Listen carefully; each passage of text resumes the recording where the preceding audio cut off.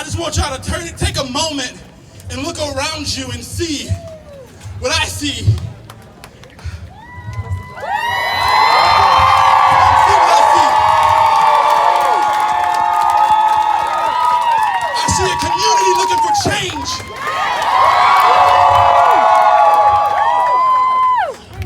I see a community who's desperate for change. I see young people. I see more seasoned. I won't call them old. I see more seasoned people. I see white. I see black. I see mixed. I see some Asians and some Hispanics and Latinx standing for a cause that Black lives matter.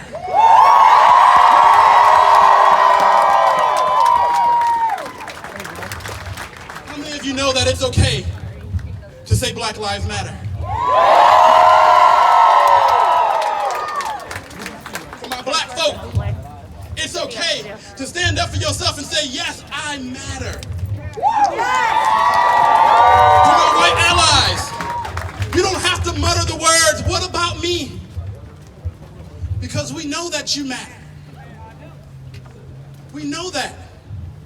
But we know that in this country, in this nation, we have systems of oppression that have crippled the backs of black people.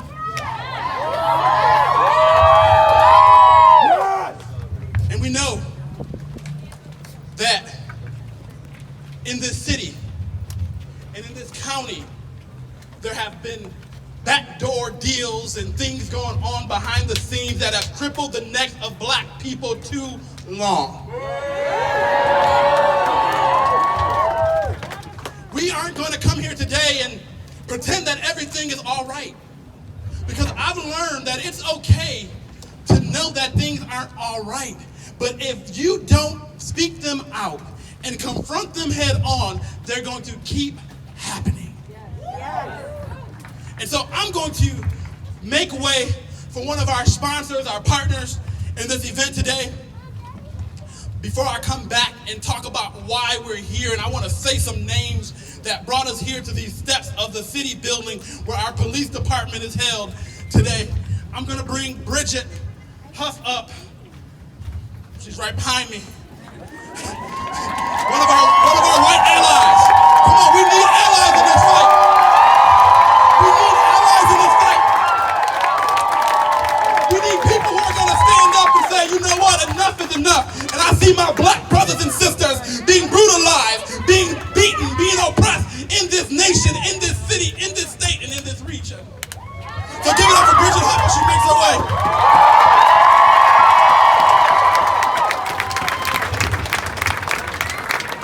I appreciate that minute to catch my breath. To acknowledge privilege is the first step in making it available for wider use. Each of us is blessed in some particular way, whether we recognize our blessings or not. And each one of us, somewhere in our lives, must clear a space within that blessing where she can call upon whatever resources are available to her in the name of something that must be done. Audre Lorde. White people, I'm here to speak to you, because there's not a single thing I could say today that every non-white person doesn't already know to their core. I come to you as an imperfect white woman, not unfamiliar with hardship, but still entirely steeped in privilege. I, like you, moved through this world with a bubble of protection I did not earn, based solely on my appearance, based solely on this country rewarding whiteness, based solely on the racist society that grants us favor. Because of this, we not only grow up taught our opinions should be centered, we also grow up believing our voice is always necessary. To consider that we should remain silent for any reason causes us very real distress, doesn't it? We don't live in a world where we're raised to be silent, meek, apologetic, or invisible. That's never expected of us. Not being first often feels to us like being last, and being last is not something we've ever been taught to accept. From our first days setting foot on this land, we took, we lied, we killed, and we owned. That legacy is still celebrated with, as white people who understand racism exists, for those of us here today who want to see a change, is too often the idea that our presence opposing it is enough. We're allowed to believe that if we feel rage, it's always righteous. We're empowered by the idea that if we react, whether through vocal or physical means, we're doing a good thing and helping the cause. We simply cannot comprehend that using our voice and position is anything but good, because let's face it, we're never taught that our voice and position were anything but good. But if we listen to our black brothers and sisters, we hear that our efforts can cause real damage when not guided by those we're aiming to help. Our presence is only valuable when we learn to take direction and stop announcing what good white people we are. Stop expecting applause for being decent.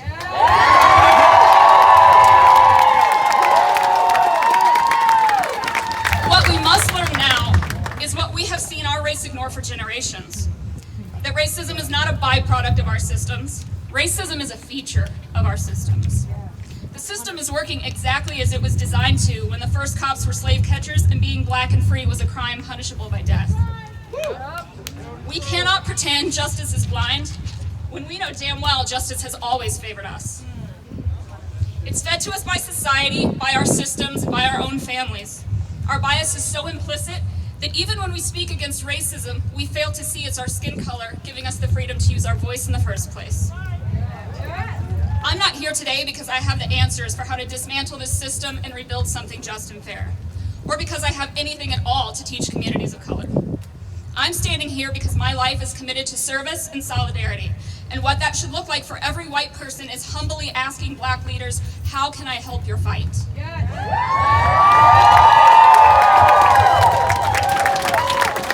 It means learning to get comfortable with being uncomfortable. Y'all, I spend most of my days uncomfortable, but it's worth it. It's worth it to build real unity and real solidarity, because that's where change happens. We have to drop our defensiveness. We can't make everything about us. Stepping up to offer help and then shutting up and stepping back until we are called on. It means we're not in charge and no job is beneath us.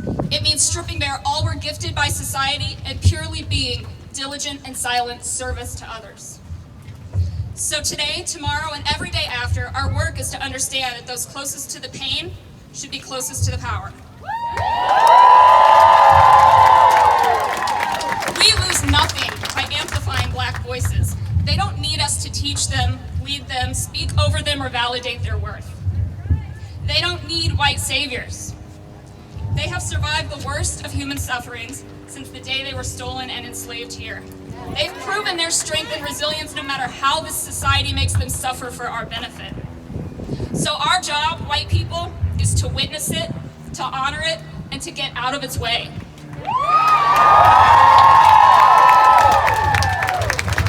In this work, I try to keep this quote always near me, always in my head and on my lips. In the words of Aboriginal leader Willa Watson, "If you have come here to help me, you are wasting your time. But if you've come here because your liberation is bound up with mine, then let us work together."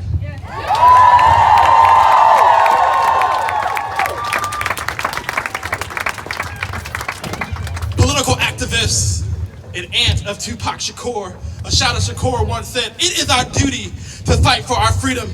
It is our duty to win. We must love each other and support each other because we have nothing to lose but our chains." So today we come here and stand in the streets to loose those chains. Today we call for the end of the killing of black men and women and focus on the need to end white supremacy and the systems of white supremacy. Amen. So today, this event is held in the names of Daryl Hashkin, who died by the hands of Port Huron Police Department in 1993.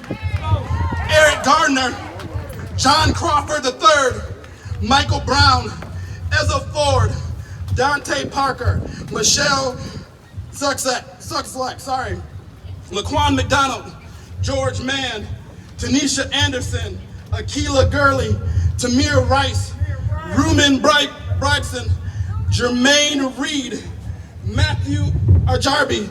Sorry, the sun is killing my eyes right now on this. Frank Smart, Natasha McKenna, Tony Robinson, Anthony Hill, Alexander Christian, Brandon Glenn, Victor Manuel LaRosa, Jonathan Sanders, Albert Johnson Davis, Darius Stewart, Billy Ray, Samuel Du Bois, Michael Sadi, Brian Keith Day, Christian Taylor, Troy Robinson, Asham Farrell Manley, Felix Kumai, Keith Harrison McLeod, Junior Prosper, Lamontez Jones, Patterson Brown, Dominic Hutchison, Anthony Ashford, Alonzo Smith, Tyree Crawford, India Kager, Levante Biggs, Benny Lee Tigner, Miguel Espinel, Michael Knoll, Kevin Matthews, Betty Jones. Whew. Why is he still talking? I got a list of more names. We have a window of more names. And as I read these names, my heart aches.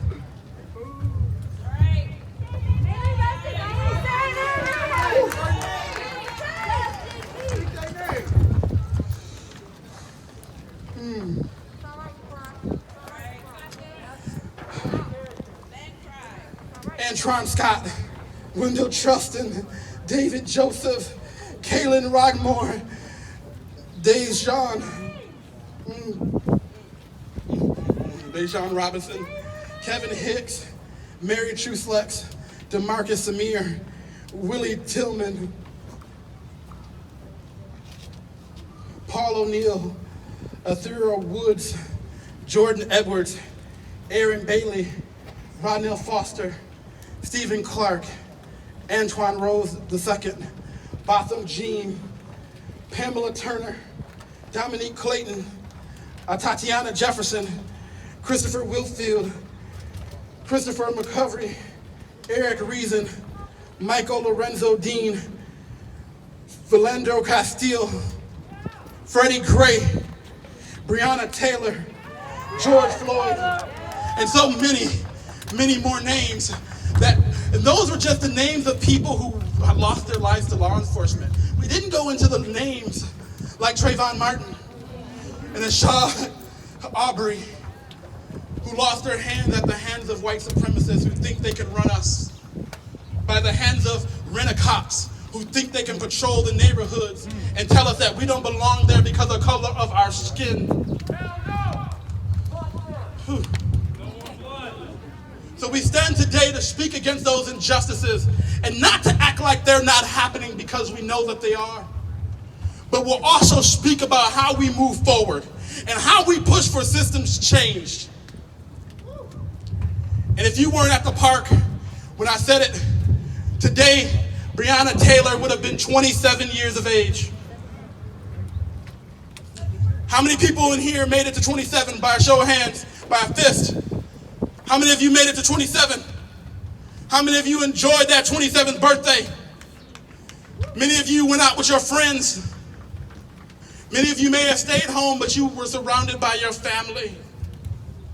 Today, Breonna Taylor's family mourns. They're probably flying balloons in the sky, sitting around telling stories just about how awesome she was or how she made them laugh. Probably marching in the streets, understanding that their daughter deserves justice. So say her name, Breonna Taylor. Say her name. Breonna Taylor. All right, at this time, I'm going to bring one of my friends. We've been doing this since, we've been marching a long time, and we still haven't seen a lot of change. So we've been doing this for forever. And she just stepped to the front line. She didn't need a title. She didn't need to belong to anybody's church. She didn't need anything, but she said, how can I be of service? How can I gather people and march against injustices? So give it up for Autumn Vaughn.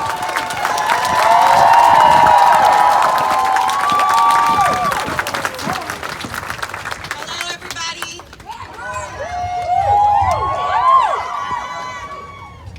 I want to say my name is Autumn Hinojosa. I was born and raised here in Port Huron.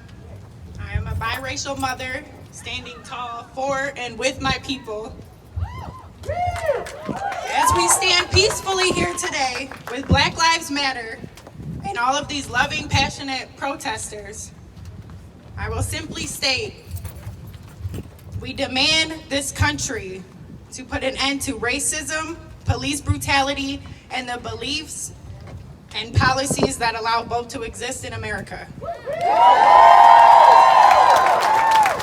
Black and brown community has been fighting against systemic racial injustice since the 1960s, and my generation proudly intends to end this race war. Declare racism a public health crisis. George Floyd could not breathe because he was murdered in the street by a thug in a uniform.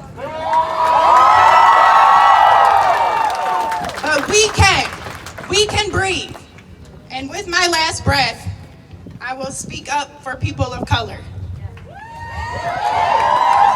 God said in John 15:12, "This is my commandment, that ye love one another as I have loved you." I want to thank every single one of you for coming out today and making this possible. Let's change the world.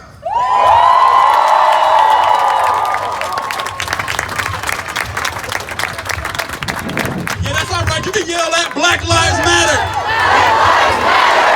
Woo! The next voice we're going to hear is one of Port Huron's greatest pastors. He's my pastor, and I have the lovely privilege of sitting under him. He's not afraid to speak up and speak out. And so I asked him to come here because not only do we want to stand up for injustice, but we need a moment and a message of hope. Because sometimes we feel hopeless in this. We feel like nothing's changing. And so I'm going to welcome Pastor Carl Miller from the Restoration Christian Community Church at this time.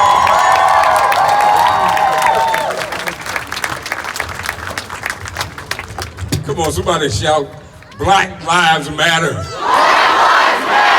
Lives Matter. Black Lives Matter.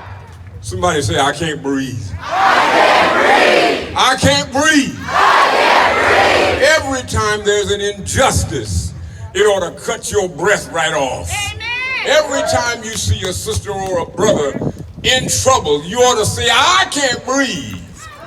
And the reason that you can't breathe is because they can't breathe. Let me share something with you, because when we talk, we sometimes forget that all of us are God's people. Every black person here belongs to God. Every white person belongs to God. Every brown person belongs to God. Every brown, yellow, black, white, green, purple, blue, whatever color you find yourself, whatever category you find yourself in, you belong to God.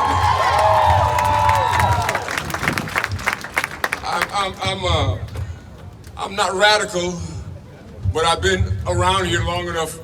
If you see my beard, you know I've been here long enough. I've seen a lot of things happen, and a lot of things that need to be changed couldn't be changed. But I want to say this today.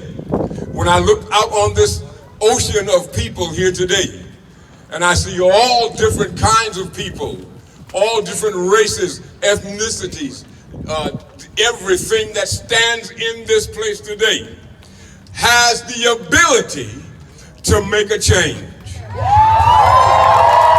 Every person here has an opportunity to make a change.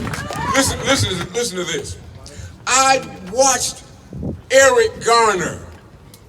Eric Garner cried, I can't breathe. 11 times he cried it. 11 times he said, I can't breathe. George Floyd cried, I can't breathe. And nobody came to their rescue. A man stood there with his knee on George's neck as he cried out, I can't breathe. Nobody came to his rescue. Whenever there's an injustice, you can't breathe.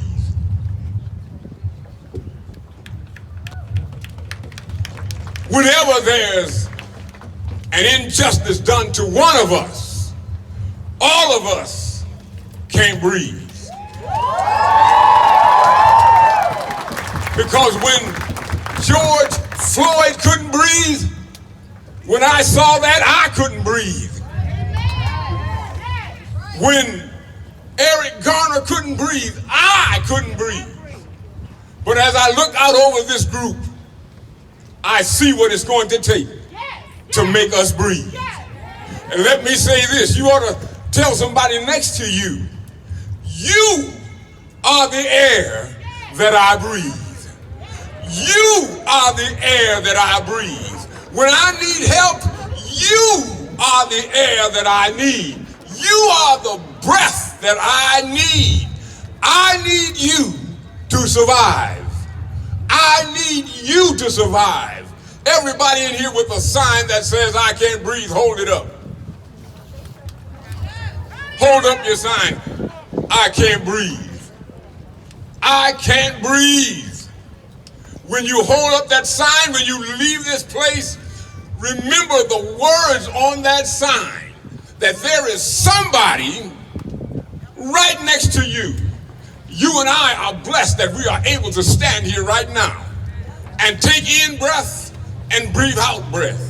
You and I were fortunate that we didn't have 300 or 400 pounds of human flesh breathing on top of us so that we could not breathe. He was murdered. We got to come against this, people. The only way we're going to stop it is we're going to have to come together.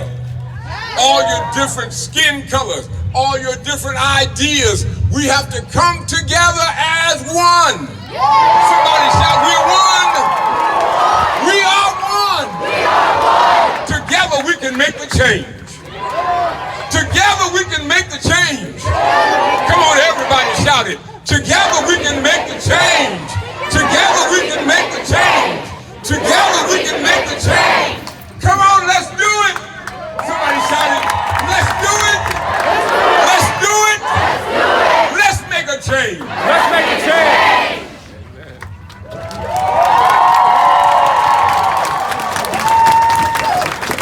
Let's make a change. Next voice we're going to hear is from one of our change agents. How many of you know you can use your gifts and talents to make a change? You can use art, music, poetry, and dance. And so our next person coming up is a spoken word artist who's phenomenal. And I told her to flow like she want to flow. I don't want to restrict anybody from speaking what comes from their heart. We don't have an agenda here today, but to speak up for injustice. And so the next voice is Lanisha Stanley. Come on up, give it up for Lanisha.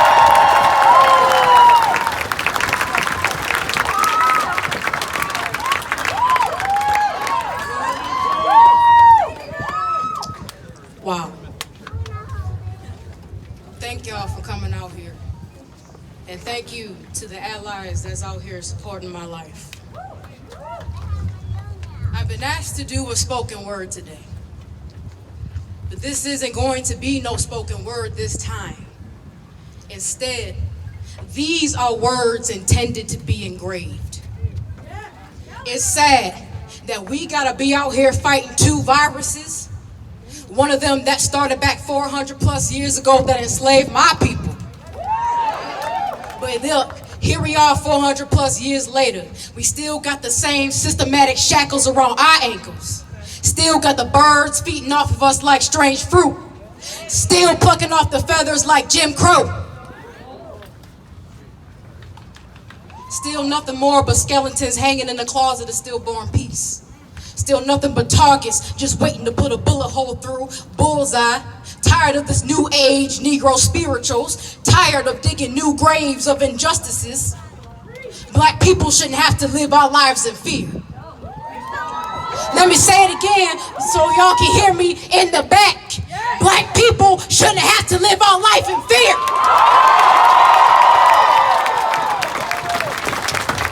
One wondering if it's going to be our last run, our last walk, our last hug, our last kiss, our last life. I stand before my people and my allies today, exhausted, angry, mournful. But this ends now. My people getting killed for no reason ends now.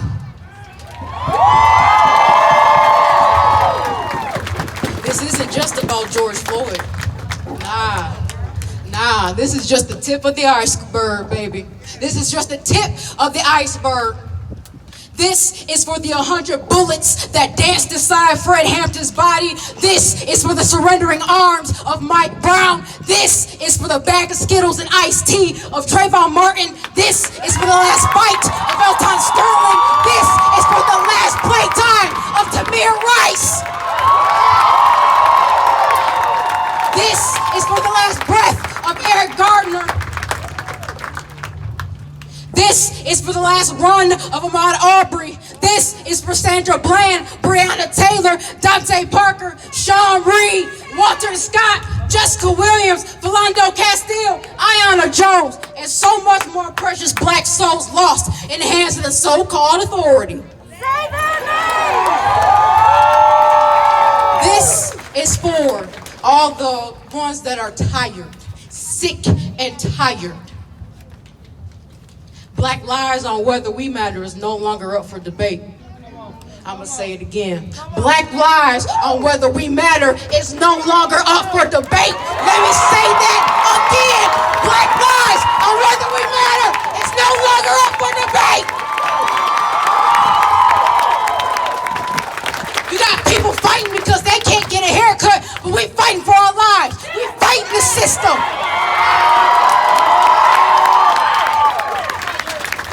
The other 3 cops got charged, but this ain't over. This ain't over.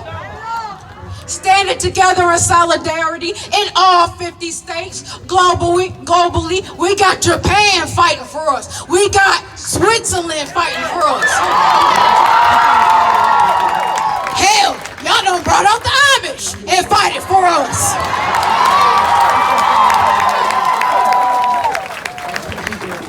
To my black people, I love y'all. I love y'all. For we all we got. For we all we got. Organize. To all the non-black people and the white people and the allies that are out here today, continue to support us. Continue to support us. Even if after all of this is over, because you know why? The revolution may end, but black lives will live forever. Thank you.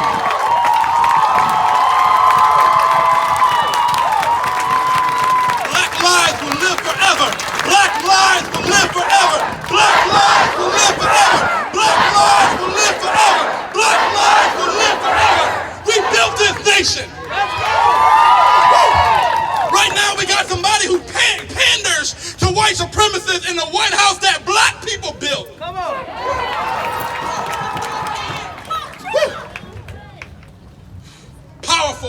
Powerful words that should be engraved on all of our hearts.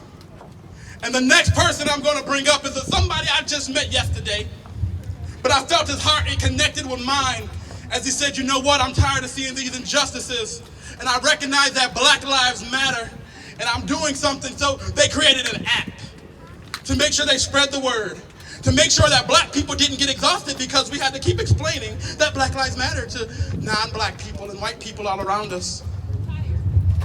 People want our emotional support to lead their diversity movements, but don't really want to know how to do the work. Just want to have a face at the table, jucking and jiving. But enough is enough. And we come today to stand that, and this young brother, this black king, has already developed something that's going to help educate all of us. And I'm going to welcome Dylan Wolf.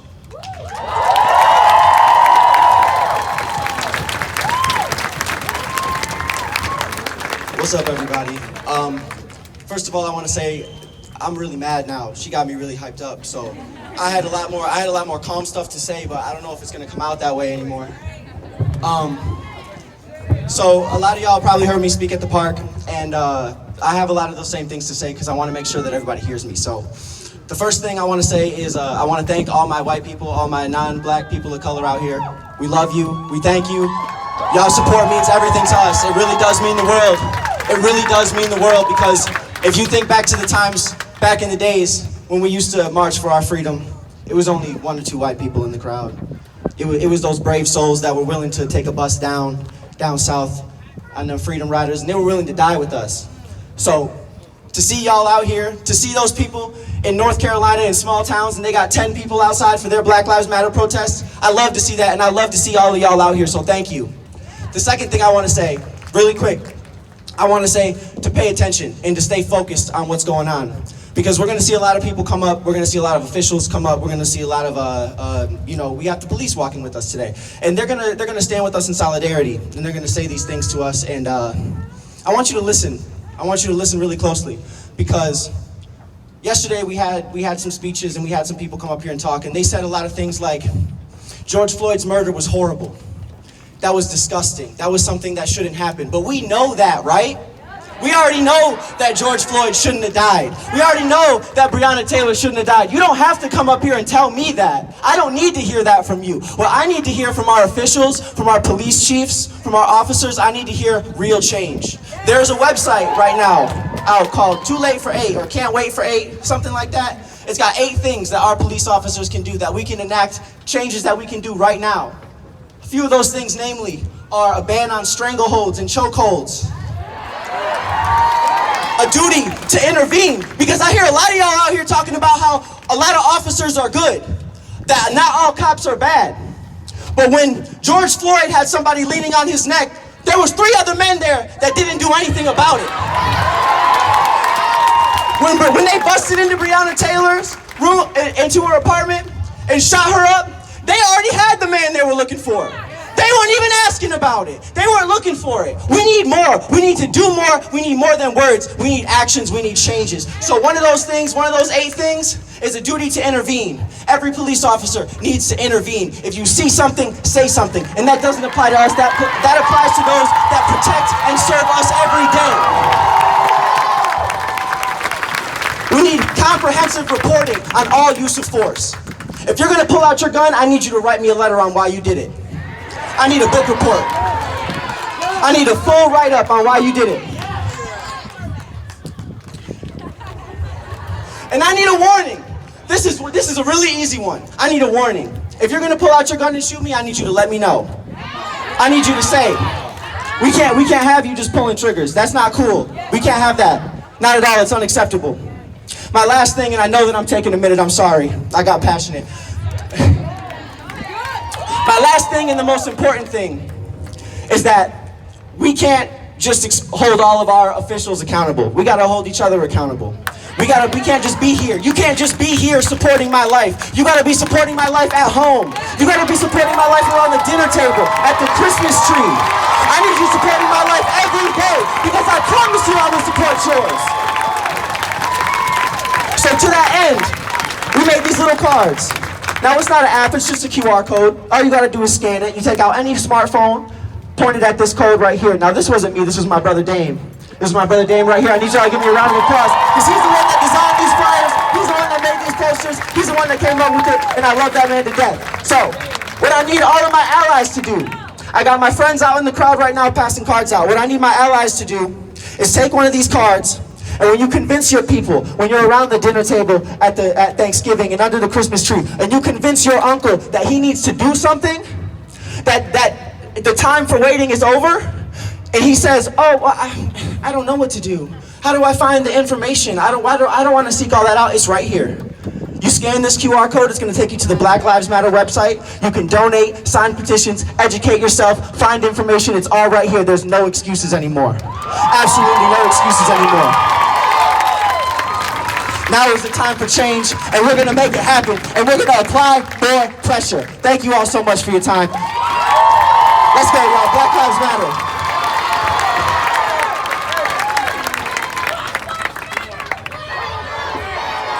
Lives Matter. Black Lives Matter. Black Lives Matter. Black Lives Matter. The next voice we're going to hear is from one of the mothers in the community who's going to come up.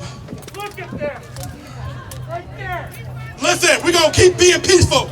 We're not going to let the enemy of division, hatred, divide us right now, because that's what he wants to do. They want us to turn up because they say we can't have a peaceful protest. So we're going to ignore that. We're going to keep having a peaceful protest saying that Black Lives Matter. We're going to let our voices overshadow theirs. We don't want none of that nonsense. So we're going to keep, when every time we hear somebody shout something negative, I want y'all to shout as loud as you can. Black Lives Matter. Black Lives Matter. Black Lives Matter. You know why? Because love overrides hate. Love overrides hate. So anybody that came here to try to cause trouble, it ain't happening. All right, so the next voice we're going to hear is that of Mary Williams, one of our advocates. She's one of the co-youth advisors in the NAACP. She's just phenomenal. We're going to have her share some words.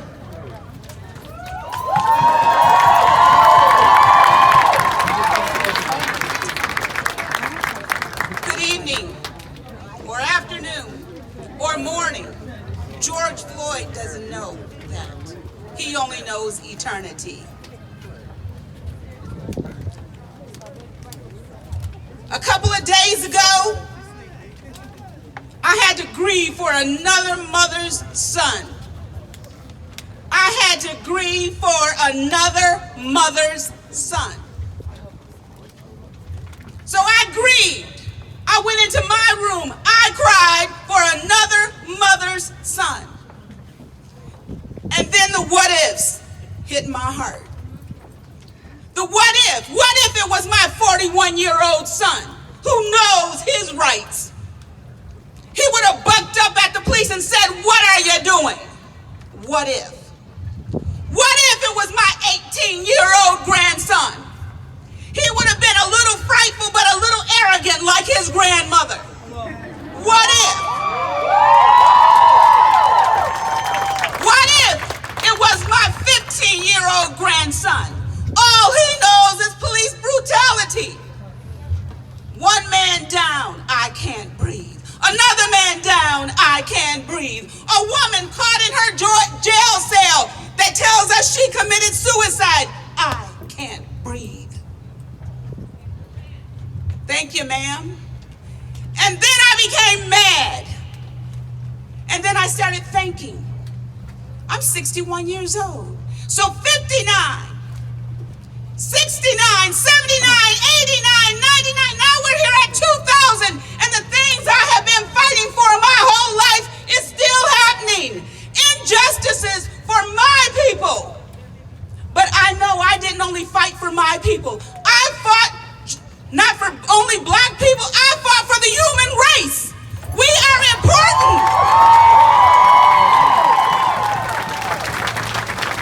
I was ready to go sit down because I'm tired.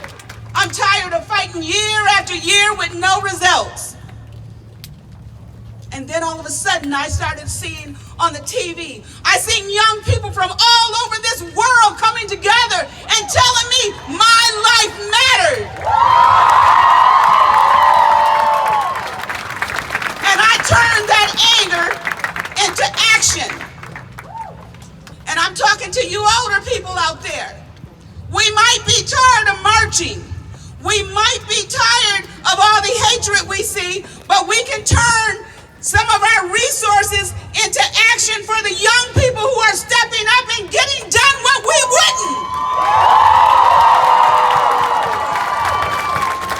As we climb corporate America, us older people, as we climb corporate America, we blended in.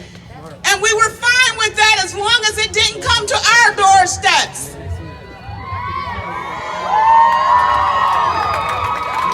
We were silent at our dinner tables. Black Lives Matter. And our silence is no longer acceptable. And the young people of America is showing us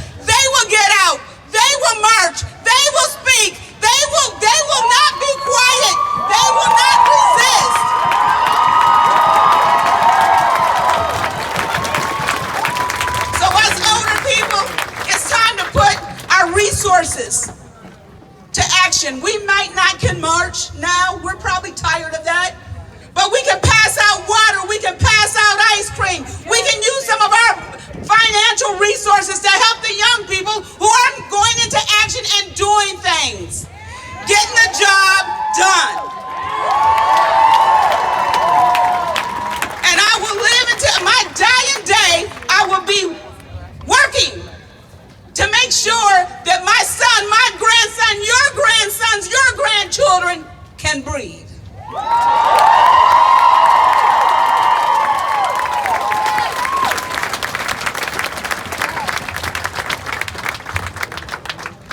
So at this time, I'm going to bring to you all some of our law enforcement officials. And I want to be respectful so that we can listen. As Dylan instructed us to do, it's important to listen. And not only listen to what they're saying, but listen to what they're not saying. Listen for what they're saying and listen for what they're not saying. So as they're speaking, we should hear, as my grandmother would say, a mouse pee on cotton. Because they are hired through the city of Port Huron and through the county. But guess who does the hiring? The city managers and the county executives. But guess who hired them? The people that you vote for. And so if they say something that don't align with what you believe in and what you want to see, we're going to hold them accountable. We're going to push for change. Because change ain't going to happen by just singing Kumbaya. Change ain't going to happen by just marching 1 or 2 or 3 times. Change is going to happen through action. And action is going to happen through legislation. And legislation won't happen unless we make it happen as people. And so I'm going to bring to you all, and remember, we want to be respectful and listen. I'm bringing Sheriff Tim Donnellan to the platform.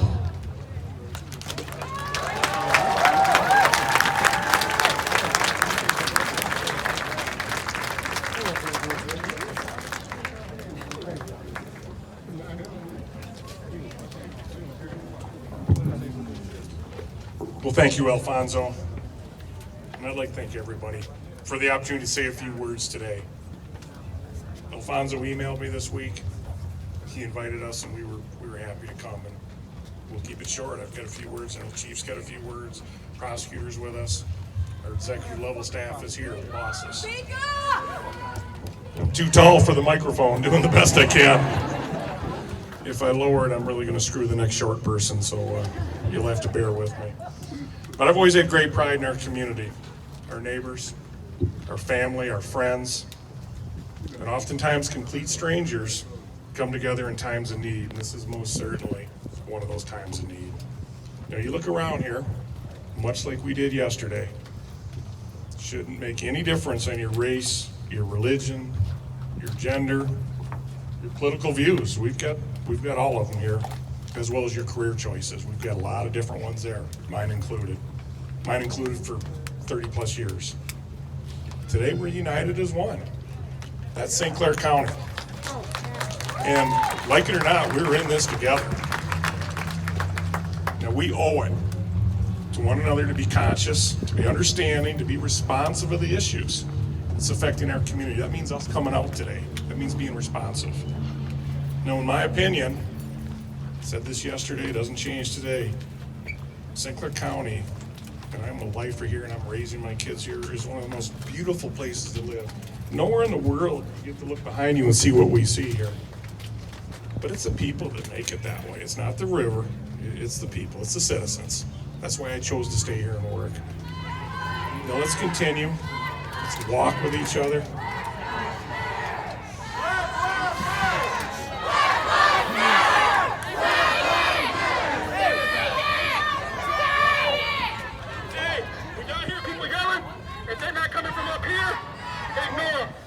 They're trying to be a disruption, and we're not going to let that happen. Thank you, Alfonso. In closing, we walk today, we walk with each other, we listen to each other, and most importantly, we support one another. Thanks for the opportunity today.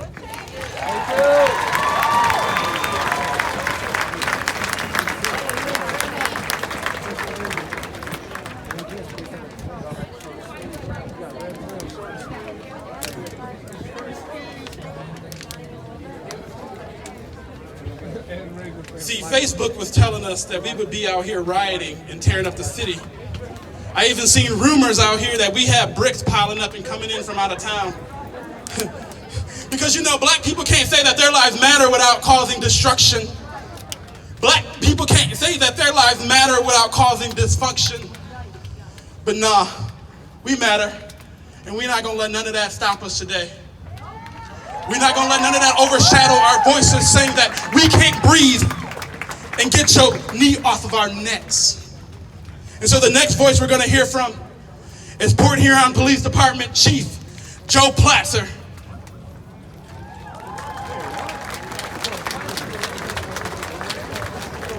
He's making his way.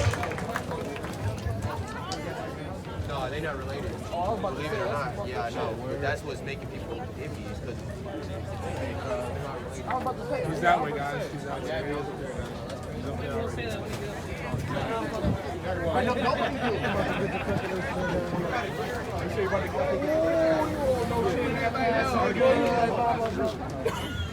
Good afternoon. I appreciate the opportunity to speak. We as police officers are angry also. As I was marching today, that gentleman over there, I'm looking at you, raise your hand. He was shouting, "Black Lives Matter." You weren't. And we took down our masks and we said, "Black Lives Matter." Captain Q went did. And I was saying it underneath my mask. Black Lives Matter. Black Lives Matter. What occurred in Minneapolis was wrong, and we as police officers do not condone their actions. I understand our department, for my profession, is not perfect, but the Port Huron Police Department gives all to make sure we're doing the right things, and in saying that, there's always room for improvement. We all have to be able to step up and step in. Like I said yesterday, we are not hiring officers with the biggest fist, but officers who have the biggest hearts, who show compassion, dignity, empathy to the citizens who took it all to protect and serve. That when it comes to our department's hiring, training, practices, and policies, I'm just not checking the box, but having our practices scrutinized by our national and state accreditation processes. In speaking with and emailing Alfonso this week and planning for this peaceful march, Alfonso made the statement to me, "While I know our department isn't perfect, it's great to know that we are in great hands and we're working towards setting the bar for many departments across the nation." As we move forward, and by working together as committed community partners, let's all be a part of the solution and let the Port Huron Police Department, the St. Clair County Sheriff's Office, and all law enforcement agencies throughout the nation lead the way, lead by example, by working together, and by working together, anything is possible. Thank you.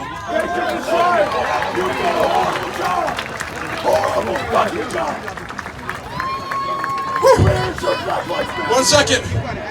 1 second. Can I get one mic? Hands up with your fists. One mic. One question. 1 second. Hold on. Hold on. Because we're going to get to that. What's your question? I'm going to ask it. All right. So the question was, and I want to be mindful. So one mic. Because like I said, that we here today to speak out against the naysayers who said we can't be peaceful with this. And I'm all for turning up when we need to turn up. Because I know that Dr. King said that riots are the voice of the unheard, but now ain't the time for that. Because in order to get change, we got to be able to come to the table and talk and communicate and understand that we are the power that can move systems change. Everybody that I see out here holds the power in your fist to say that, you know what? If If you weren't out here getting paid, Chief Placer, would you be here? Where'd he go? All right, so that's the question. So Chief Placer, the people want to know, Sheriff Donnellan, the people want to know, if you weren't getting paid today, would you be here? No. You all have social media, hold on, let me wrinkle this, because they got social media accounts like we got social media accounts. And so, what we want them to do is to be liable and accountable to the people who ask that question. If we can write statements for the Times-Herald, pick up your phone and your pen or your email them the response to that question. Because we're holding them accountable. If we don't get a letter, if we don't hear from them, if they can't go live on Facebook like they do when they're looking for somebody, if we can't see a billboard that says we would be there saying Black Lives Matter if we aren't getting paid, what we're going to do is we're going to put our mouths to action. And in this building is called a city council chamber. Coronavirus won't be around forever. Okay? We'll be able to come just like we are now, overflowing this building, overflowing the county building that sits to our left over here, and saying, let them go, let them go, let them go, let them go, let them go, let them go. And if they don't fire them, guess what we're going to do? When it's election day, we're going to come out to the polls like never before, and we're going to fire our elected officials. We're going to fire our elected officials because they are accountable to us. They work for us. We don't work for them. Now, I get it. We have issues. We got things going on. We got tension. By a raise of fist, how many of you are angry? I want to see. How many of you are angry? How many of you are sad? How many of you are disheartened?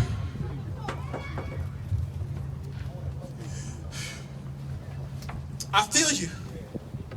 I feel you. I want you to know that I see you. And I won't stop. Y'all know, many of y'all know me. I don't stop. I don't care if the police wait outside for me over a traffic ticket. I don't care if they try to call DHS and tell them I abuse my kid lying. I don't care if they try to smear my name in the newspaper, because I bleed black and I bleed red, and I see you and I hear you and I see the tweets and I see the Facebook posts, and my beautiful wife can attest to the nights that I stay up crying and weeping for my people in this city. Y'all can put your fists down. If you are black and you ever felt like you were racially profiled by Port Huron Police Department or the St. Clair County Sheriffs, raise your fist. Raise your fist. All right.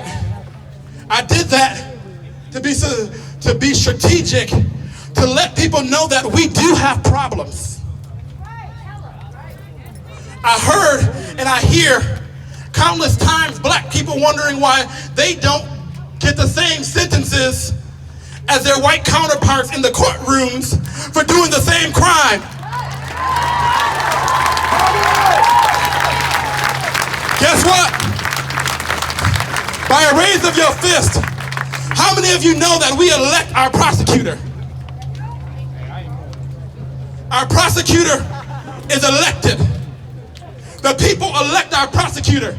How many of you know there's been a number of years where our prosecutor has ran unopposed?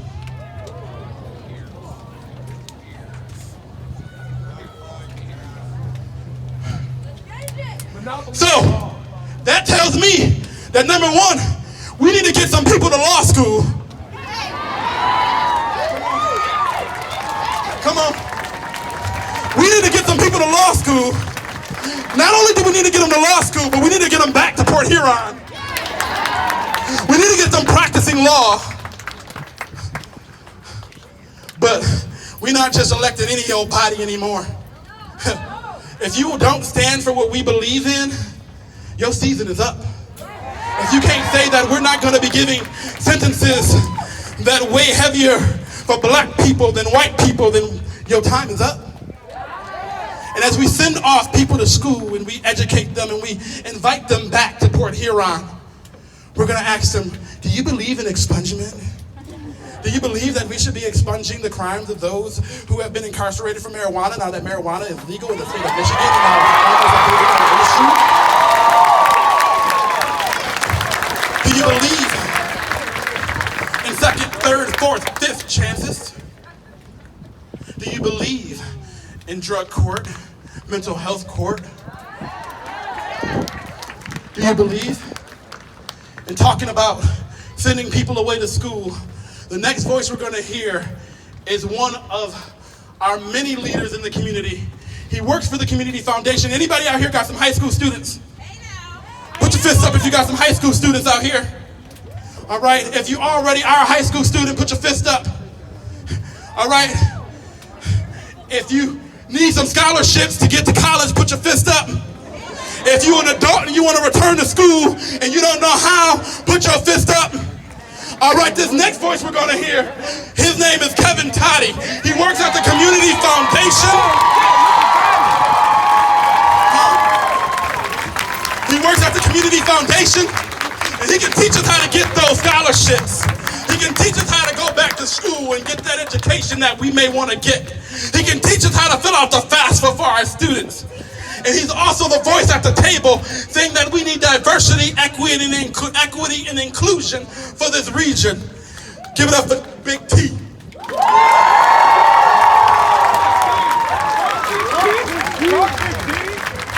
Black lives. Come on now, y'all don't hear me. This sounds like some folks that have read the script but don't believe it in their heart. Yeah. Okay? We run into several folks that can memorize Black Lives Matter. No. Man, I thought I had the right group here today. The right group that when in fact that the election comes, they gonna go to the polls because Black Lives Matter. I'm starting to feel it now. I'm starting to feel it now. I'm here and I'm gonna be very short. Black Lives Matter. Say it with me. Black Lives Matter. Come on now, say it with me. Black Lives Matter. Make it real sweet, real sweet. Black Lives Matter. Come on now. You know when you being real intimate with that piece. I mean, you know, you're not really. You really. I don't know about y'all, but I mean, we all grown. We all grown here, okay? And grown folks do things that because Black Lives Matter, they show up. You understand what I'm saying? Because Black Lives Matter, they finish what they started. Because Black Lives Matter, they are asking themselves to demand the need to get off of my back. Why? Because Black Lives Matter. Hey, don't let this, I said it yesterday, don't let it just be a movement. Let it be a way of life to show everybody in your circle of influence that Black Lives Matter. Come on now. When in fact that you have your boy that might come to you and he want to pull out and say, hey, you know, things ain't happening no more. You got to tell him that Black Lives Matter. And you know what? Not like this. Not like this. Not like this. You got to work at it. Because if a man don't work, he don't eat. Come on now. So Black Lives Matter, y'all. Black Lives Matter. It is a blessing to see everybody here today. To see today. Come on, boy. Black Lives Matter, man. Black Lives Matter. Come on now. You don't have to argue with nobody about Black Lives Matter. All you got to do is what? Show Black Lives Matter. Come on now. We need to quit talking about it and be about the business of Black Lives Matter. Come on now. If you're with me today, say Black Lives Matter. Black Lives Matter. Come on now. Black Lives Matter. Black Lives Matter. Let me hear you over there. Black Lives Matter. Black Lives Matter. No. Watch this group over here. Let me hear Black Lives Matter. Black Lives Matter.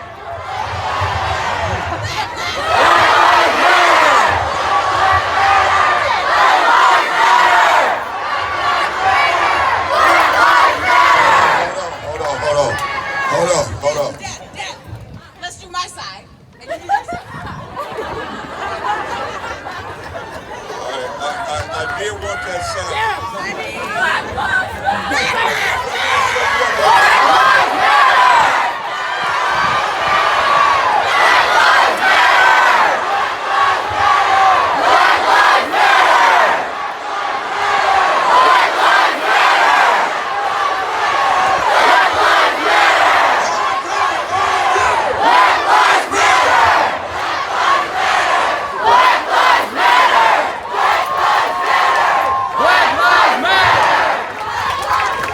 I made it too tall. I gotta stand on my tippy toes. I'm not as tall as Big Kev.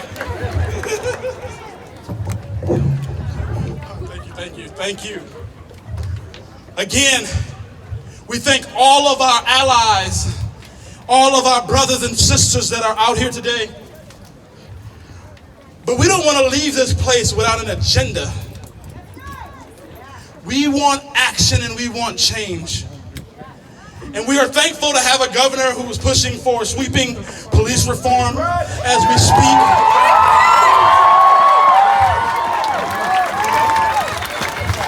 That's all good, but y'all might not like what I'm about to say next. So with those same cheers, you gotta pick up the phone and call your legislators because they need your support. Because legislators do not act if they don't hear from the people. I want you all to be really mindful of what I'm saying right now. I'm a former legislator. I was a former city council member. And one of the things that I first learned was if the people don't show up, the people up there don't really know what you think. And so they would vote a certain way, not because they just felt it was the best way. They would vote that way because nobody showed up to speak any other thing otherwise. And so you have to get on the phone with your legislators. Have no worries if you don't know who they are. The Black Lives Matter report here on page is going to put all of their information out there, their phone numbers and emails, anything that we have to call their offices.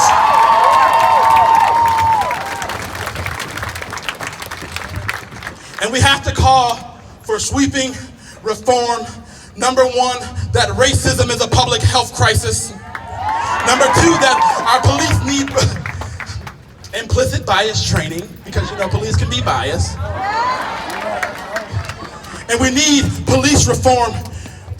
And not just police reform. We need to speak past the language of reform, but we need accountability in our departments. Come on. We need to know that if someone has an injustice against somebody, that they won't go home and sit on their couch comfortably and watch TV because they're still collecting a paycheck, and that they know that their pension is coming, that's canceled. They won't get that pension and they won't get a paycheck.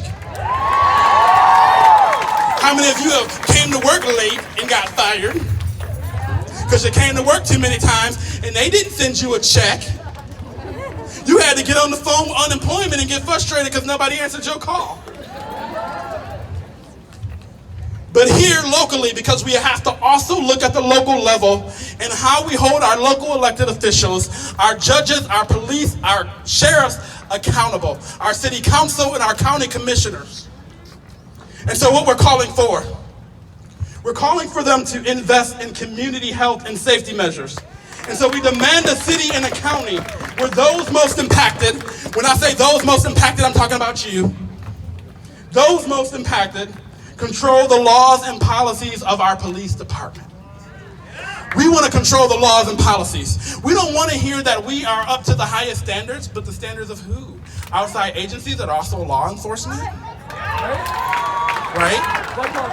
We want to hold them accountable to us because they work in our community. And that's going to happen through a review board, not an advisory board where we're just going to advise them on the nice things that we want them to do, but a review board that has a checks and balance system. with subpoena power. That says if a law enforcement officer has an injustice on our people, this review board can call them to the table and find out what really happened. Not only that, but I don't know about y'all, but I can't afford one of them nice scooters I see the officers riding around here on. I said the same shit. I want one of those. Those is nice. I need one of those.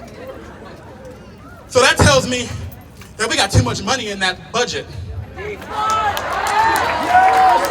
tells me that there's too much money in our law enforcement budget if they can afford things that we can't. So we're calling to defund and divest. We want to reduce and reallocate funds from our police department and invest in education and safety of black people.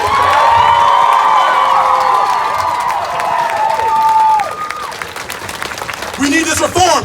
But remember, we're not going to get this reform and this abolishment without putting pressure and applying pressure on them. So the city just passed their budget, and they did it. Two of our local elected officials, shout out to Ken Harris and Scott Warden for not passing that budget, not voting to pass that budget through. But our city votes on that budget way too quickly. When I was a council member in my first year on council, they passed the budget in an hour, and how many know that we take more than an hour to get our grocery budget together? I voted no on that budget too. And so we're not calling to defund the police department. Remember, we're calling to defund the police department, sorry. But defunding the police department does not mean stripping a budget entirely of its budget. It just means scaling the police budget back and reallocating those resources to other agencies across our city and our county. Again, we want to declare racism. And shout out to Councilwoman Anita Ashford. If you don't know who that is, we got one black councilwoman on our city council. And I always say this because I get people who give me flack sometimes because she's a sister and I'm a brother, and sometimes I hold her accountable as well. And I speak out when I don't always agree with her. And we have this love-hate relationship as activists, and it is love, it's love, because we truly love each other. But we know that we're not always going to agree.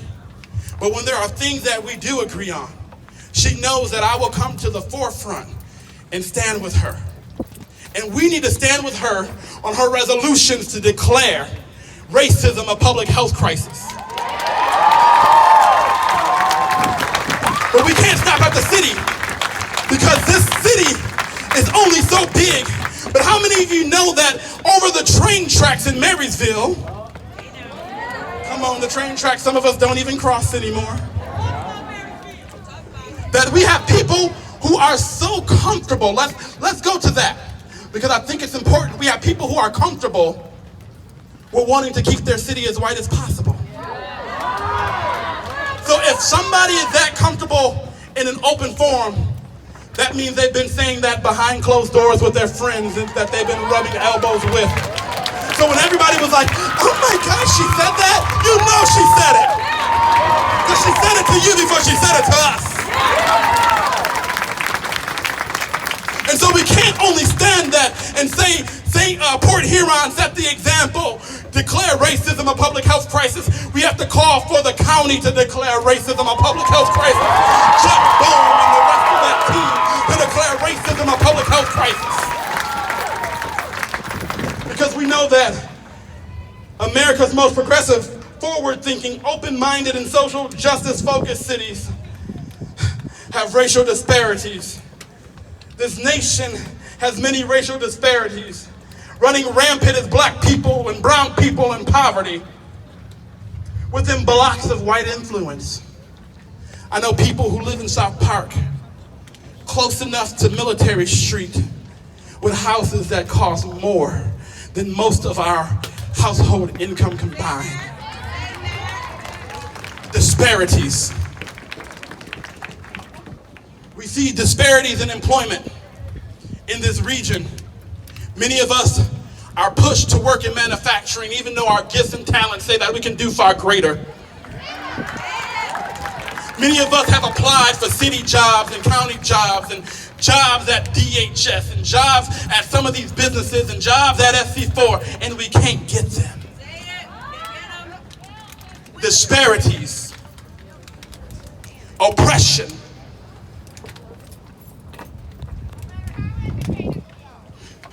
Say that. No matter how much education or experience, we still see the systems of oppression in this region running rampant and crippling us.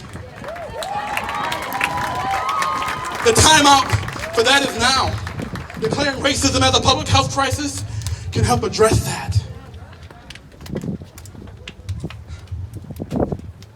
We need to know what accountability structures the city of Port Huron and St. Clair County have in place for our law enforcement officers. Do they get paid if they get fired for mistreatment or of people or police brutality? Do they lose their pensions? And we should be making cops liable for misconduct settlements. Why do misconduct settlements sit on the backs of taxpayers? If somebody fell down your stairs, you're liable. Make the cops in this nation liable for the misconduct that they put on black and brown and black people.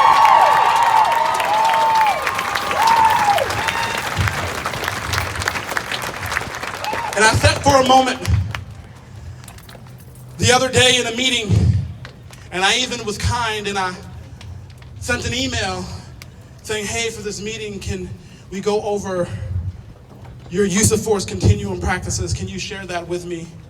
And I just wanted to know if it was only 6 steps, because there should be 6 steps. Most districts, most police departments have 5. We want to see 6. We want to make sure that they don't just shoot like they did Tamir Rice within 30 seconds of pulling up. We want to know that they don't just shoot. And in that meeting, I actually left with tears because I was told, oh, it's too much to go over right now. We can set up a separate meeting. Now, remind you that days before, I listed them off to a reporter in 5 minutes. I listed them off in 5 minutes. But I was told that we didn't have time.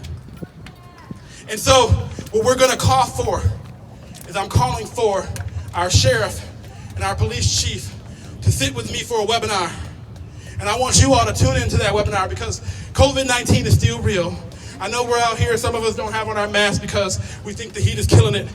But we can't say that Black Lives Matter and know that COVID-19 has crippled the black community and has a disparity on black communities far greater than our white communities.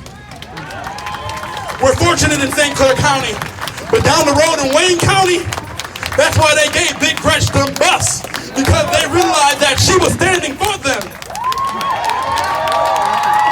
Because they're not as fortunate as us. Those cases of COVID-19 kept creeping up. I know people who lost their lives. I know boardrooms that will never feel the same when I get back down to Detroit to work. So we have to hold them accountable. We're going to do a webinar for them, and I want to see everybody here. Again, our Black Lives Matter Port Huron Facebook page. And we're going to have that conversation, and I got hours.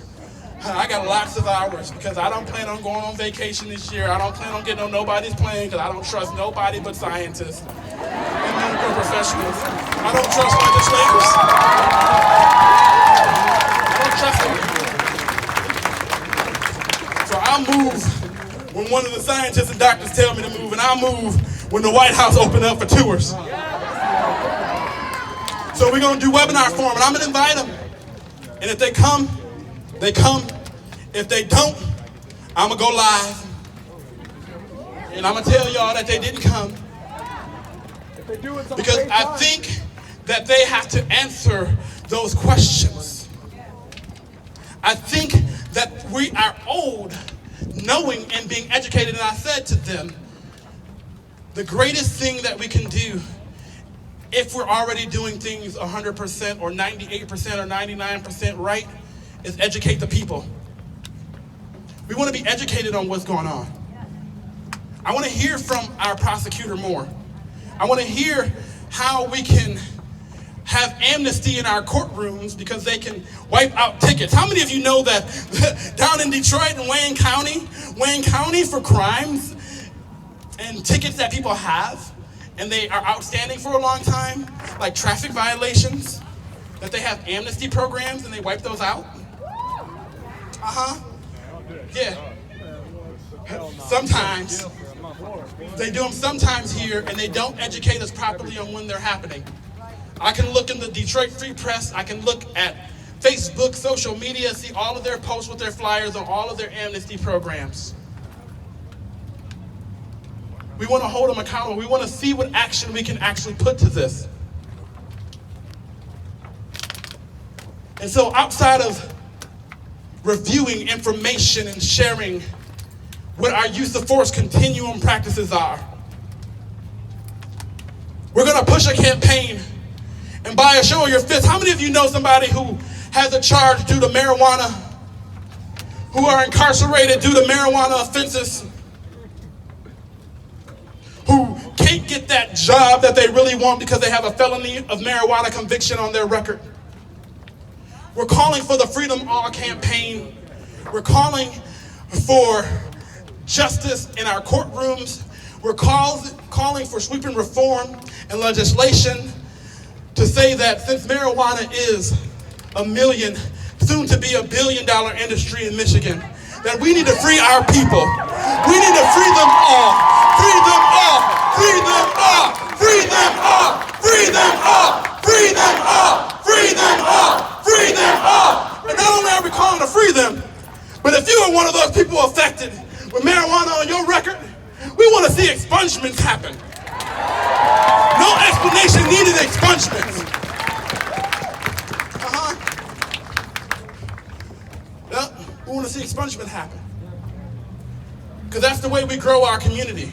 That's the way we dismantle some systems of oppression. But again, it's not going to happen with coming out here with signs. Why, this is one portion of the movement. And it's a great portion of the movement. We got to move sweeping legislation. And I can't stop saying that enough because I see people who say, well, I don't vote, my vote don't matter.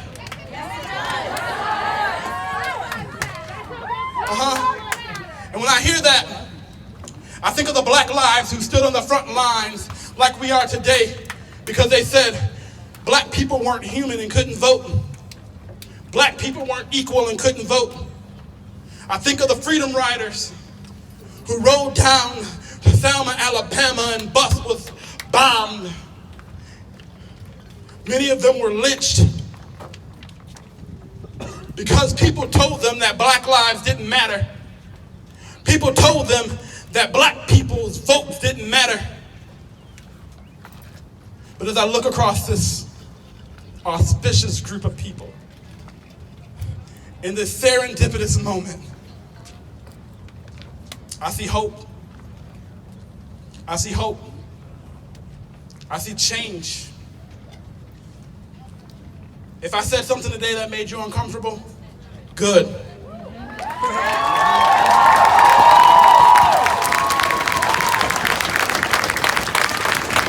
If I said anything today to make you uncomfortable, good. Because we have to get uncomfortable to move, to break free. We gotta get uncomfortable to break free.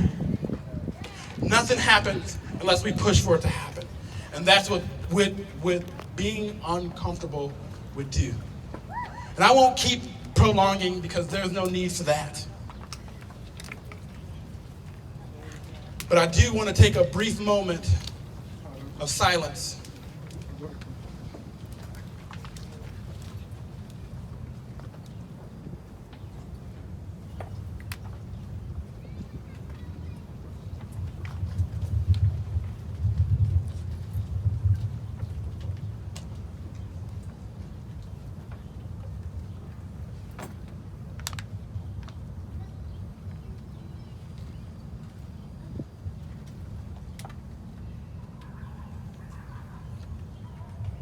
Sometimes our silence is needed.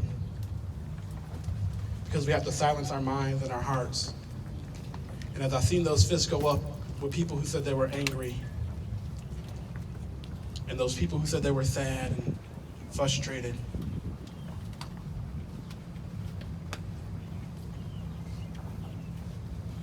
my heart started to be silent so that I can, and my ears started to be silent so that I can hear your heartbeat. And what I see today in these streets is a heartbeat that's going to cause for this city to change. And before we dismiss today, we got 2 more things on our agenda. We won't keep you all any longer because it's supposed to rain and I see a rain cloud to my right, and I want us all to get up out of here before it rains. So I'm gonna allow for this young lady to come up, and if we can raise our fists and continue to remain silent as she speaks these names, she's gonna lay some roses down in honor of those that we lost. And before we get there, before I forget, because after her I'm gonna come up and then we're gonna dismiss you all. If you need a ride back to Pine Grove Park, because many of you might be like me and coronavirus got me a little out of breath. And it's not from the police or law enforcement, but it's because all I do is walk to the refrigerator. Yes. Port Huron Transportation, thanks to the city of Port Huron and Port Huron Police Department. Again, they're standing and willing to listen to us, even if it makes them uncomfortable. That's a step 1. Step 2, holding them accountable. Not saying as the police, because we know that we have some corrupt police, but not all police are bad. Many of them we dislike just because of the badge they wear. But if we get police that stand for reform and abolishment, we're gonna stand with them. If they say, yeah, you know what, our budgets are too big, we can cut back. If they say, you know what, we need to see some change, we can cut back. They say, you know what, the people are right. If we're doing everything right, we'll put everything back in the hands of the people and let a review board come forward. Till then, we watching, my grandmother say, watch everybody with both eyes. We watch him with both eyes. Trust him as far as we can throw him, which is not so far right now. So until they restore hope, until we see change, until they let us know that they're really here for us and not a paycheck, you know what we gotta do. Apply. Oh, that wasn't good enough. Apply.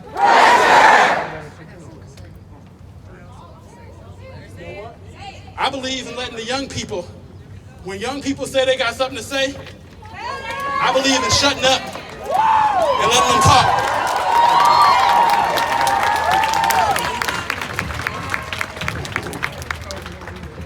Yeah. What up, y'all? I'm Eva Stokes, and I got a lot to say. I'm extremely angry with the police and how they handle things in situations. I personally am a victim of police brutality and wrongfully being arrested, and so is my sister. She was ripped out of her house for nothing, and they dragged her around this whole journey of her apartment, and it was just, we got so much video of it. It's just crazy though. Hold on, because I'm getting worked up, y'all. Man, I'm just so tired of this police brutality. That's one of the main things against everybody of every color.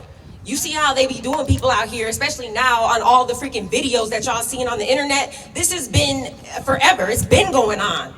This has been going on like forever. Man, yeah, they're all freaking cowards in the way they handle things. Just last year in 2019, I'm 19 years old and I get arrested for nothing. Some girl called on somebody else and I'm just there, and they immediately start approaching us just with force, and immediately the cop is just reaching out to grab me, and I back up like, hey, whoa, don't touch me. Like, what are you doing? Why are you trying to touch me? He's like, oh, you trying to catch attitude? Let me see your ID then. And I said, what do you mean? I didn't do nothing. You know, this is exactly what I'm saying is what's happening. And so he's like, well, I'm gonna arrest you then. that is wrongful arrest. Why are you about to arrest me for nothing? And so here they come, and I'm grabbing onto my boyfriend, like, wait, why are you about to arrest me? And then they rip me from him, and 2 cops throw me to the ground. I have a skirt on and little fishnet things, and they throwing me to the ground and stuff, and 2 of them get on me. One is on, like, back of my legs, and the other one is on my back over my freaking, my freaking things right here. Them things. And I can't breathe. Literally, I'm saying that. I can't breathe, please. Because I have asthma. I have real bad asthma. Just even freaking laughing too hard, I freaking go into an asthma attack. And I'm sitting here saying that. I had an experience where I had to say that. And that just happens too many times. That's everyone. Too many people has been saying that. And then that's not all. There's no woman police on the scene, and here goes the cop asking me, do I got drugs on me? And it starts searching, riding his freaking right hand up my freaking skirt, y'all. That's some bullshit. I'm gonna be real. And that junk is crazy. And they got freaking away with that junk. They got away with that junk. They freaking, man, oh my gosh. And then while they got me arrested, here 2 cops, they slam me against this dang car, and they just roughhouse me and everything, and then they hand slip and hit me in the face. And I said, you just punched me in the face. Why would you do that? And then the other cop next to him said, hey, you know your body camera is on, right? And my boyfriend behind him is looking right at him. And then, you know, they say your body camera's on. I got the tapes. I got all the videos that they gave back to me saying this is all we got of the dash cam and everything. They didn't give me not one body cam video. Where's that body cam video? Because I want to see that shit. I'm tired of this. I'm tired of it. And this happens to too many people. Too many white people, black people, Hispanics, too many, everybody. And it's the cops. It's them. I want to see a freaking change. And when y'all came up here, y'all did not say nothing about police brutality. Y'all didn't say nothing about how y'all deal with us. You guys didn't say nothing about how you deal with this community. We the people. It's bullshit. And I'm done with that junk. I'm done, and this is a revolution to rise to a new age, a new world. We all stand together in this. And this is how it always should have been. And I'm so happy that I'm living in a time where it is now. In Jesus' name. Amen. Woo. You know what? You know what? You are. In Jesus' name. And I cover everybody in the blood of Jesus. Amen. And you want to know what? I do want to call something out because we might have some religious people like, well, she cussed and then she said Jesus, because we're mad. We're mad. Yep, we're mad. And one of Jesus' disciples used to cuss. Come on. Come on. He's been there and back. Come on. And he loves you too. Yep. All of y'all. And this is about unity. Period. One. Yep. We are one. We're going to raise our fist one time. Because again, that rain is coming. So I don't want to keep us here all day. We hear it coming. We hear it coming. So I want us to be able to disperse. But I understand that. And I wanted her to speak because, again, sometimes we walk away and we're saying things like that don't happen here. We've said that for far too long. And so right now we want to bring up another one of our social justice advocates. How many of you know what the NAACP is? By raise your fist. All right, we got freedom fighters, but we also, just like I want y'all to hold me accountable as a freedom fighter, I want y'all to hold the NAACP accountable as a freedom fighter.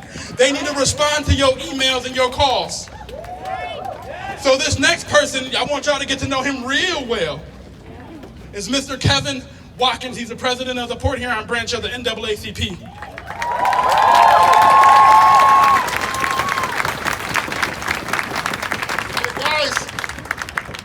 Let's talk. Black Lives Matter. Black Lives Matter. Everybody's life matter. That's why I'm doing this with that sanitizer. Mr. Coronavirus is still here. Let's not forget that. That's why I have a mask. And we understand that social distancing is ideal. We're not going to have it, but that mask is real. I wear a mask for you, you wear one for me. Because you guys are young, but your parents are not as young, your grandparents, and you got to protect them from you. So let's wear a mask when we can. Tell you something, I believe in leading by example. Now you guys need to know the little history. You need to understand this, how huge this is. You guys are a part of the 21st century civil rights movement. Right here, right here. Your forefathers have walked the civil rights movement, took us through that, and we have the dream, but the dream is not come alive yet. And now is your time. You are part of this moment right now, the civil rights movement. And you need to know the history as far as Black Lives Matter. Black lives didn't matter since 1619, when the first Africans were brought to the shores of the Americas to be enslaved. But it took white abolitionists, who were the Northern soldiers, like you here now, my white brothers and sisters, it took you. And then with the Africans, they came on to fight the Civil War, to tell them that Black Lives Matter. And even then still, they said, no, your life doesn't matter. Then comes the Ku Klux Klan. Then comes the hangers in the South. And all the things that injustice have been done to blacks for years, to the present time.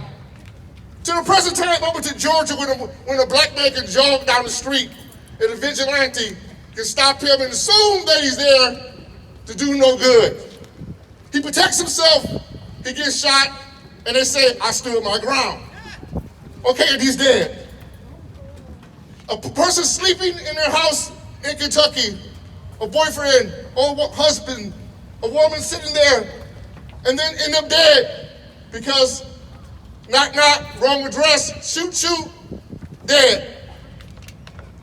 Central Park, a black man can't even bird watch. You're sitting there, and it's assumption you have a white person, unfortunately, that weaponize your blackness against you. Call the police shows up.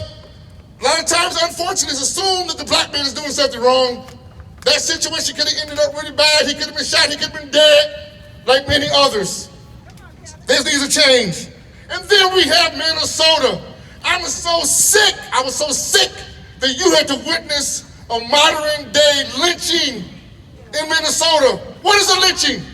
Hang a black man from a tree until he chokes to death. That's a lynching. What was that? But modern day in 2020, lay him prone, handcuffed behind his back, knee in the chest, knee in his throat, and take his breath away. You just lynched him. And you had to witness that. Oh my God, how sad. There's a change. When you're a part of the civil rights movement now, you're going to make a change. Because Black Lives Matter. Black Lives Matter. Black Lives Matter. I'm going to tell you something. Let me end with this. I have a daughter and son your age. And I always ask them to come on. We celebrate Martin Luther King's dream every year. I said, come in town to our program. I said, Dad, we've been hearing that every year. When is the dream going to come true? I said, you're right, but guess what, Kevin? Guess what, Brittany? I had a dream. I had a dream last night. I had a dream that you were running through a subdivision with a bag of Skittles. And then the vigilante or the police officer came by and said, son, what is that you got? Skittles? I want some. Where you got them from? He's not dead. I had a dream that my son was walking with a hoodie in a subdivision. The police pulled him over. Instead of handcuffing him, throwing him to the ground, they said, son, that's a nice hoodie. Where'd you get it from? I want one for my son. That's what I want to see. I had a dream that my son was running from the basketball court through the neighborhood to come home to see his mom and dad. He had a cell phone in his hand. I had a dream that instead of assuming that he was a criminal, assuming that he had drugs, assuming he was doing something wrong, assuming he was someone he was supposed to be, assuming that was a gun, the officer pulled up and said,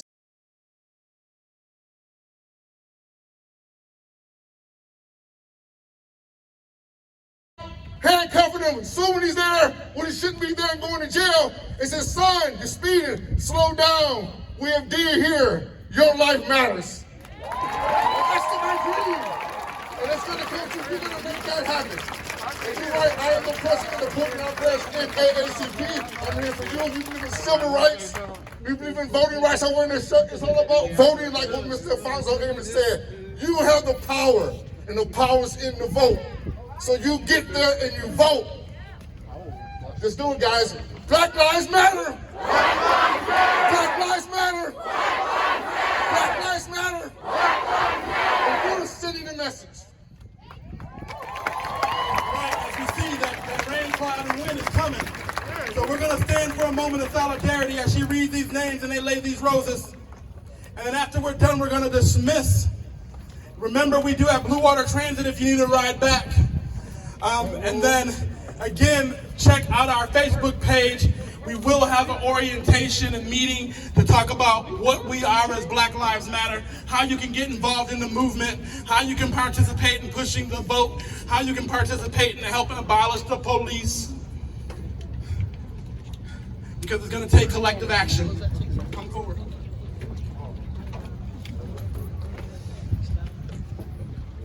I'm not here for you all to know my name. I'm here for you to know theirs. I invite the clouds and the rain because that is God crying with us over their names. That is God crying with us. I want all the officers to listen to these names. All of you to listen to these names and know that they are people. They have lost their lives for nothing. I want you all to listen. All you in the back, all you over there too, scattered throughout the crowd, all of you need to listen. Tony Robinson, Anthony Hill, Maya Hall, Philip White, George Floyd,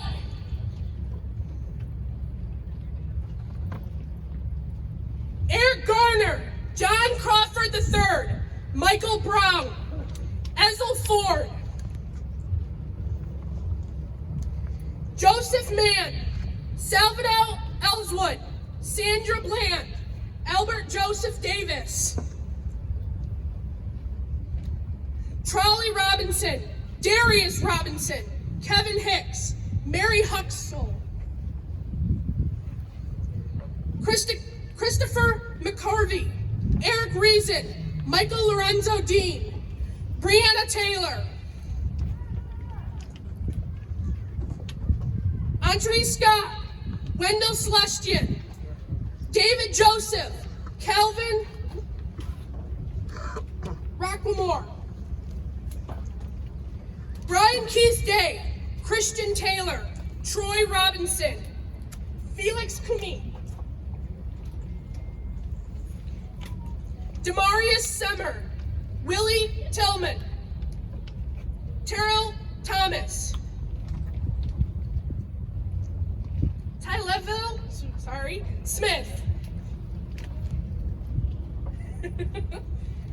Tanisha Anderson, Akai Gurley, Tamir Rice, Romaine Brisbane, Jamar Clark, Richard Perkins, Nathaniel Harris Pickett, Benny Lee Tigner, Deshaw Perkins, Christopher Davis, Marco Loud, Peter Gaines, Dominique Clayton, Atiana Jefferson, Christopher Whitefield,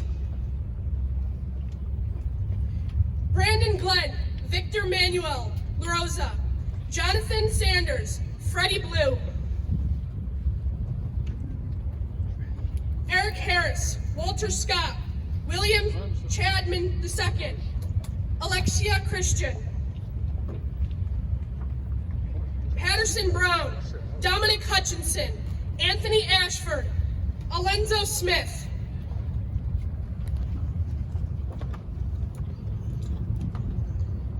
Quintanio Greer, Keith Childness Jr., Janet Wilson, Randy Nelson, Deontay Parker, Michelle Cusso, Laquan McDonald, George Mann, Darius Stewart, Billy Ray Davis, Samuel DeBose, Michael Sabby, Dalton Sterling, Philando Castiel, Terrence Crutcher, Paul O'Neill,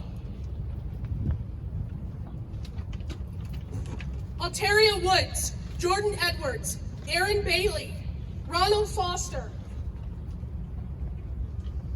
Jerome Reed, Matthew Ajibade, Frank Smart, Natasha McKenna, Ashams Farrow Manley, Keith Harrison McLeod, Junior Prosper, Lamonte Jones,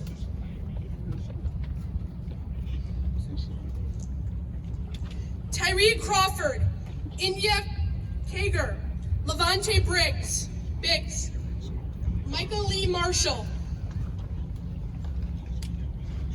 Stefan Clark, Antoine Rose II, Botham Jean, Pamela Turner, Miguel Espinal, Michael Noel, Kevin Matthews, Betsy Jones. I really hope that it rains so that you all know that God is here with us. He supports us. He loves us all, no matter what your religion is. Whoever your God is, He loves everyone. Doesn't matter what you are, He loves you all. Just like He loved all of them, and they died for no reason. That is why we all come together to support them, to show them that they were loved, to show them that they deserve better than getting killed by the cops. We need a new order. We need to fix. We need a reform. We need all the cops out there. And I know some of you are good. Yes.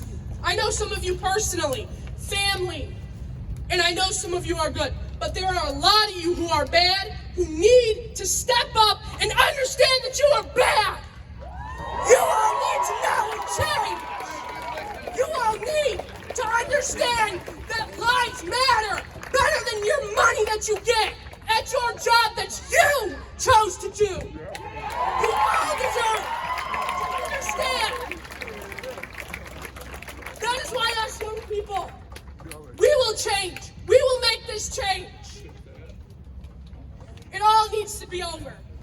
We all just need to love one another for who we are, no matter what.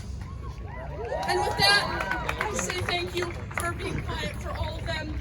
And I say thank you to God for letting us be able to do this and let them, without the rain, lay their roses down in memoriam for them. Thank you.